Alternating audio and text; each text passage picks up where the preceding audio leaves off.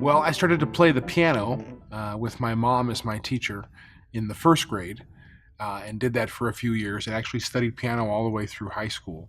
And then at the end of third grade in my school district up in Minnesota, they called everybody down in alphabetical order to see what instrument they wanted to play in the band. And I wanted to be a drummer. I wanted to hit something. And they had too many already, so they said, well, we would like you to play the sousaphone. And so I actually started on the sousaphone in fourth grade for band.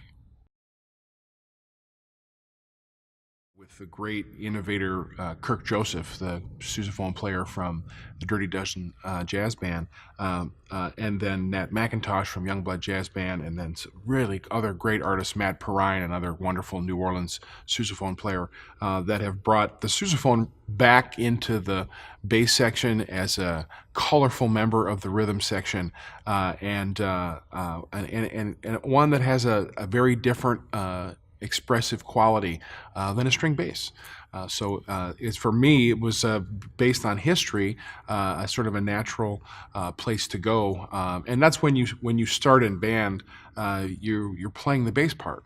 So, and then when you stumble into a jazz band and you get to play bass parts on the tuba or on the sousaphone, that's really the beginning of your musical DNA. And I've been playing a Jupiter E-flat tuba now since 2009. You can hear it in several settings with the All-Star Brass Quintet, and that it's this instrument that I use as a solo instrument all over the world in concerts. And it's all of those instruments for all of the different variety of settings and usages combine those great things in terms of sound and the way it feels in your hands to use, the way it feels to drive it when it's time to play it in music. Those are the things that make Jupiter Tuba special. For me, it's been interesting to develop the new XO brass lines, and to then also, as I mentioned before, I was a great admirer of the education products before. And so to be able to be involved now to make them better and innovate in a way that allows for students at different sizes, at different levels, at different ages, to be able to play our instruments and enjoy it and have it feel like it belongs to them and it's a part of them when it's time to make music.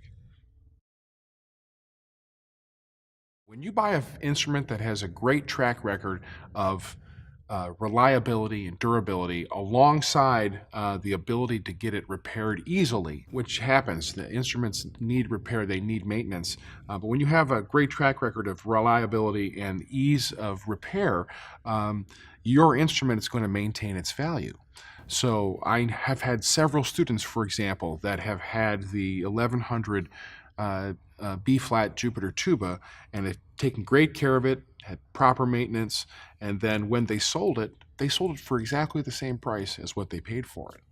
And so I think when you're shopping for an instrument, if you're at the right value point, which Jupiter fits in every way, the instrument, if well taken care of and maintained, is going to retain its value. And that's important when you're shopping for an instrument.